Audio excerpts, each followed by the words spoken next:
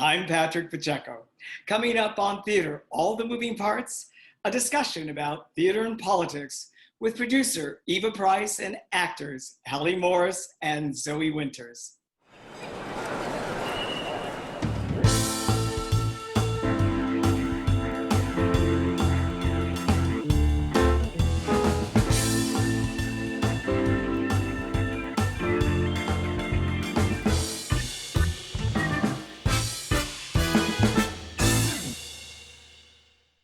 Hello, I'm Patrick Pacheco. Welcome to this virtual episode of Theater, All the Moving Parts on Theater and Politics. Today's guests are producer Eva Price and actor Zoë Winters of Heroes of the Fourth Turning, a play about Catholic conservatism, and Halle Morse, a producer and actor and a leader of Broadway for Biden. Welcome to you all. Let me start by asking each of you, what is the prevailing attitude among your friends, peers, and colleagues about the upcoming election? Let's start with you, Eva. The feeling, the pervasive feeling is anxiety, it's desperation, it's hopefulness, it's, the soul of our nation is at stake. It is probably the most urgent, most electric, most inspiring election we've had in a long time, to the point where I personally, as I hear stump speeches happening or speeches at the DNC happening, and they're similar in tone and verbiage as I've ever heard in the past, but they actually mean something completely different now. They matter to an unbelievable degree. They've always mattered, but the truth that these speeches are saying about the stakes of this election and of our country are as paramount as we've ever had. Halle, do you agree with this kind of fierce urgency of now, to quote Martin Luther King, about the election? I could not agree more. I would say all of my theater friends are on that same page and are aware of how dire this is and willing to participate and are so frustrated and wanting to do something. But I also see the other side of it too, having just graduated from business school and with the people who are, may have differing views or not, but are maybe just less inclined to be so outwardly, expressive about it. And so that's really the main difference that I see. And that was actually part of the impetus to do Broadway for Biden, is just the willingness to share and talk about it, because I personally believe that it's a mistake that we're taught to not talk about politics. It has prevented us from being able to do it productively. And so this is, I think, such a critical moment and a point where we're all learning so much new things about ourselves and society. So, I think it is time to lean in, and it is more important than ever. Zoë, one of the fascinating things about your role in Heroes of the Fourth Turning, the brilliant Will Arbery play, was that you played Teresa, who was a diehard Steve Bannon groupie and who thought of Trump as a savior for the people. How was it to play somebody that was so inimical to your own political beliefs? Terrifying. These are not my politics. When we started rehearsals, a cast member of mine, Jeb, I was single at the time, and Jeb told me that I needed to make sure that I had a boyfriend by the time we hit previews, because once people saw me in this part, they were never going to touch me again.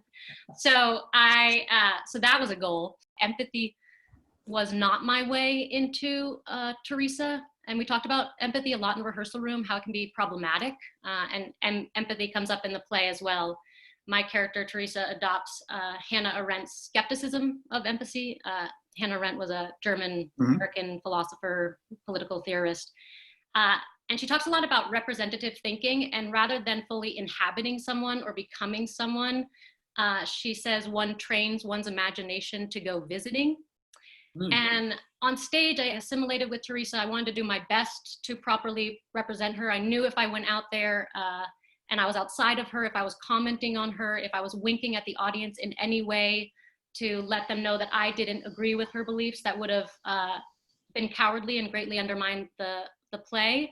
But in studying her, I didn't try to believe in her beliefs. I didn't try to become her or feel what she felt or even where she was coming from. I completely got rid of empathy, and I focused only, I was interested only in imagining her way of thinking. So I did not focus on feeling in my relationship with her. And one of the characters describe her as cold, very cold. Yeah. Cold. Yeah. Do any of you have conservative friends or colleagues, or perhaps come from a conservative family and you have to have these kind of political conversations with them? I actually have a sibling who is a Trump voter in 2016 and likely won again, and I love him. I love this brother. I adore him, and I talk about everything with him except politics, because it is the one place we will never see eye to eye, and it's too painful to think about having a relationship that is this disparate in terms of our core beliefs.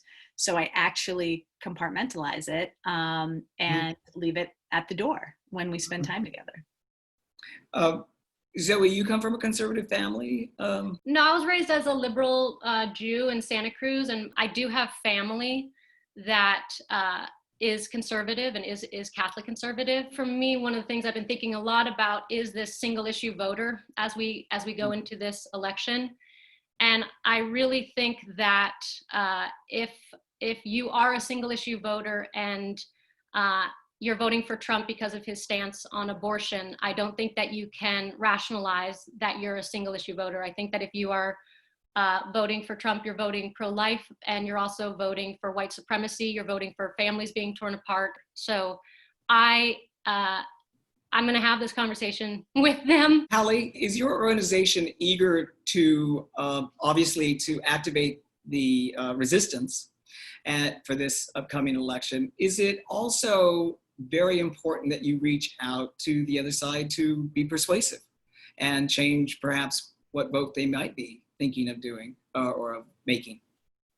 Certainly.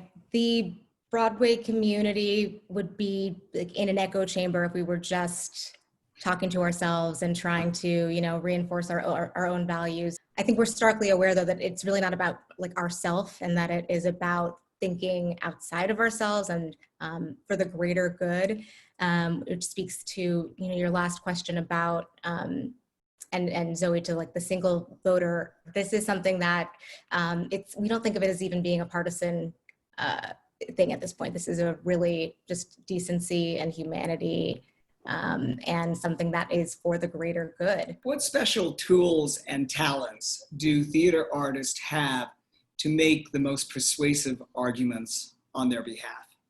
I'll speak specifically, actually, Patrick. I had a show running on Broadway on March 11th and then no longer did on March 12th, and that's Jagged Little Pill. And the through line of Jagged Little Pill, when it was first written in 2017 by Diablo Cody, and when those lyrics were written 25 years ago by Alanis Morissette, is a theme of wake up.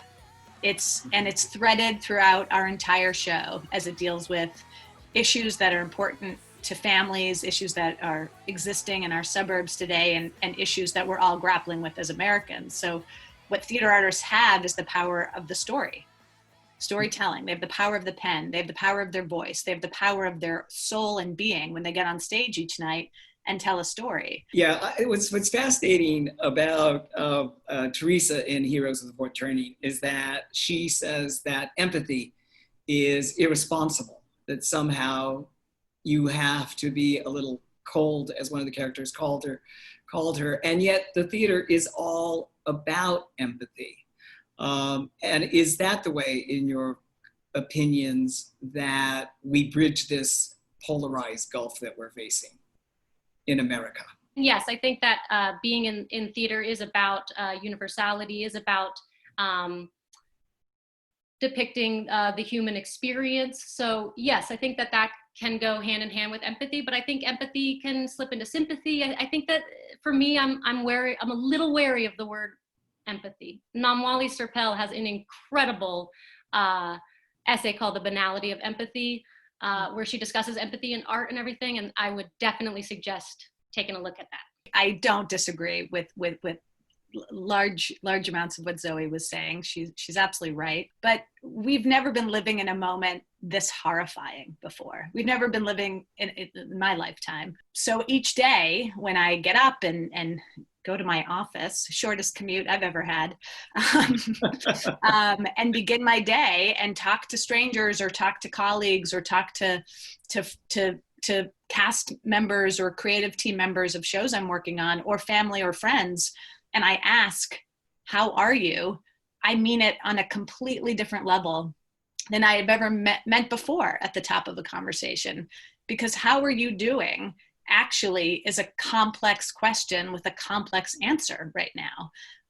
And so even for the people that we have opposing political views as, or opposing creative or cultural views as, I think we actually have empathy for each other, because at the bottom of it all, we're actually both we're all going through this incredibly terrible time. So empathy for me has a place in today's culture and in today's politics that I'm not sure it ever really had to the same degree, because we've never been going through a living nightmare like this. I think empathy is crucial, and I think it's one of the things that theater artists are so good at, and sharing their stories that other people can connect to, and being able to connect with individuals. It's why I think they're sort of so successful on these phone banks, where there's a script that they read, and but they're actually having a real conversation with the person on the other end and understanding what they're going through, and connecting in a different way that allows the other person to feel seen. So I would just say I think it is definitely crucial, and it's like a foundation starting point.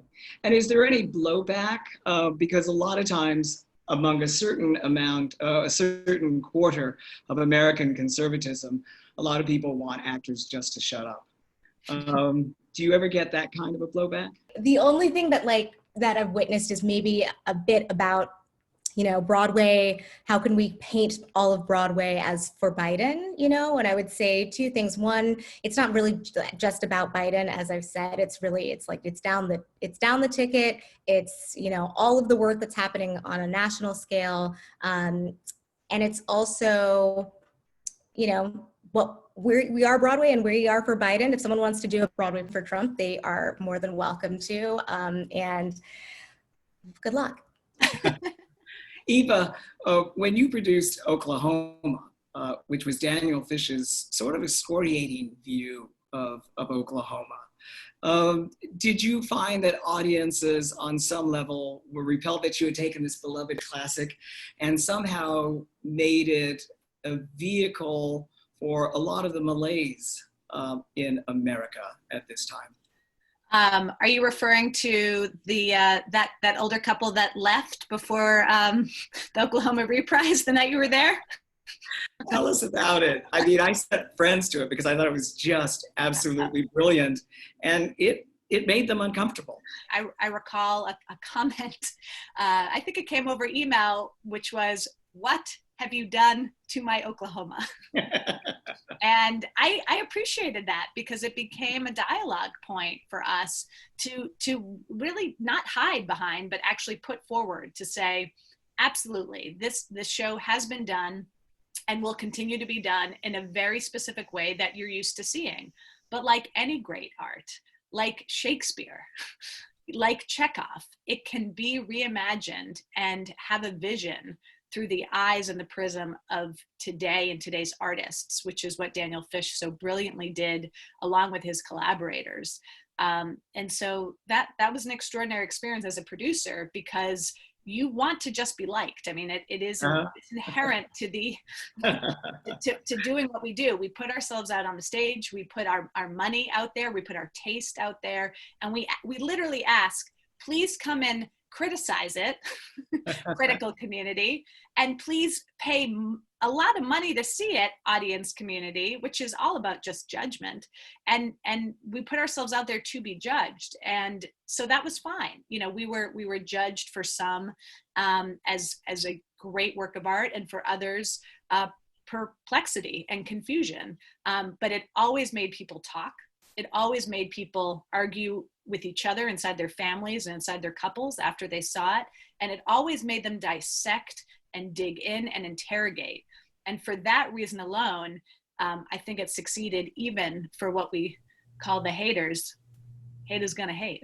Zoe, did you ever get any response where they thought that the arguments in the play were compelling? The reason that the play worked is that Will constructed these characters with love and with honesty. These were not caricatures. There was no hidden agenda around trying to make the audience feel a certain way. This was a group of Catholic conservatives in their bubble. And I think it was rare for audiences to come and just sit inside of an entire voice of a play that is in the voice of this bubble. I didn't have anyone come up to me and say, this is what I felt, but I did have people come up and say, I understand that perspective from the other side. Like, I have that much vitriol and I have that much fervor from my point of view. That's kind of the opposite. So maybe sometimes people saw themselves and her in the opposite. Halle, what special talents do theater artists have to make convincing arguments and bridge the polarized gulf with people that may be phone banking and reaching out on your behalf of your organization? Sure. So, obviously the phone banking is part of what we do. I think just being in the room with them and being, the very skilled and talented people that they are, and being willing to connect with just Broadway fans has been beautiful and super effective. And just, anyone can join, anybody can be a part of this. It's open to all. But also our social presence has been really pretty remarkable. We are on, social media, Facebook, Twitter, Instagram. Our TikTok that we launched 3 weeks ago is up to like 11,000 people. And using our dancing and singing, it's just really connecting with the really sort of young, skewing audience on TikTok that has been really like the key demographic that we've been wanting to hit. So we're really excited about that. Eva, as a producer, you had to deal with people of a lot of different political persuasions. And when you are confronted with people or in conversations in which you may or may not have to be diplomatic, how do you handle that situation? When I'm producing a show like Jagged Little Pill or like Oklahoma, that have an inherent progressive edge to them in both content and storytelling, it is questionable whether a conservative backer or a conservative investor or a Republican voter will want to support these shows. But the truth of the matter is they do, because at the end of the day, these are human beings who are investing or supporting human shows. And the stories and the content of these shows are speaking to them and speaking to people they know and speaking to people they probably love or are related to who have different beliefs than their own. And that's how I'll speak to them. And I'll speak to them about the show from a nonpartisan standpoint and from a human, empathetic and emotional standpoint. Because when people invest in theater, they're investing because of the emotional response that theater gives to them and the emotional feeling they get from supporting live art. And that doesn't necessarily have to directly correlate to their voting status or their political ideology. How do you think that the outcome of the election will impact theater, both your hopes and your fears? Well, my hope is that it will have less to do with the election itself. Obviously, you know where I stand. However, my hope is that we will already have shifted as people, as artists, as theater makers, as citizens, through the work that we're doing, through this process that we're really investing. I think it's really about doing the work to have a more representative, more inclusive, more intersectional community, and a civilization that prioritizes that. So I hope that it's not just the outcome of the election, but that we take this into our own hands and that we shift it for ourselves. The tide is turning. Zoe? Yeah, I agree. I think that obviously I hope that the election brings change, and I also think that we are capable of change in the theater. I think if the demands proposed by communities like the We See You White American theater community are met, that we could enter into an incredible age of art and abundance. And I hope that there is an upheaval, and it seems like that's happening. And I hope that we see change from that, and that we see theater, that theater is more equitable. And that's so exciting to me, because that's just going to mean such better art and such richer theater. And I really hope that I get to see that. Listen, there's going to be an emotional reaction from the theater community and from theater itself, depending which way it goes.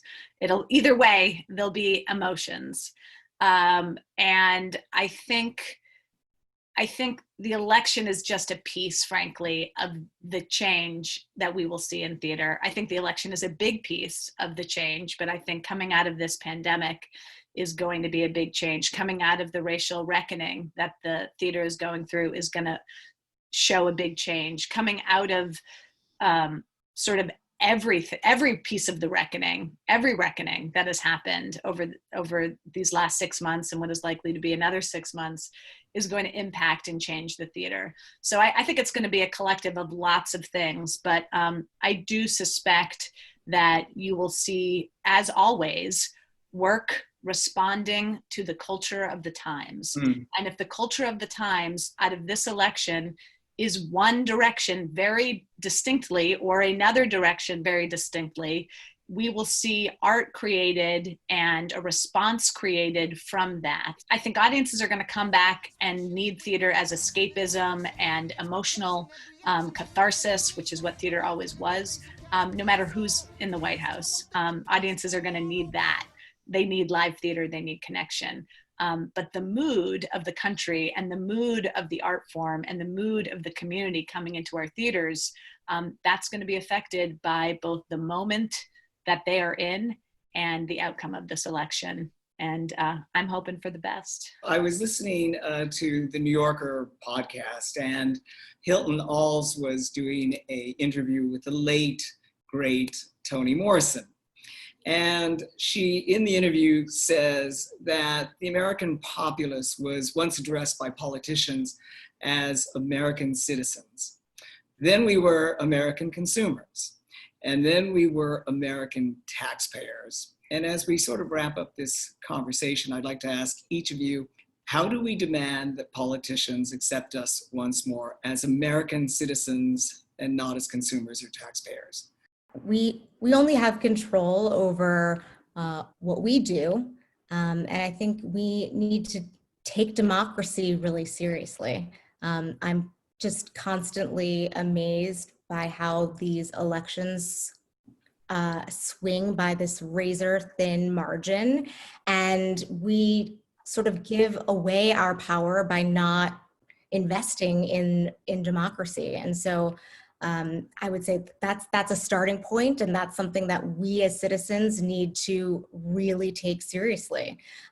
Beyond that, there's ways to get involved within policy. Through my work with Broadway for Biden, I've been connected with groups that are working to affect change and to help the arts and artists leading up to the election and beyond. And it's the work that we need to continue to do together. And however you choose to do it, whether it be protesting, whether it be fundraising, really doing everything that you can as a citizen. I think it really starts with yourself. Great. Eva?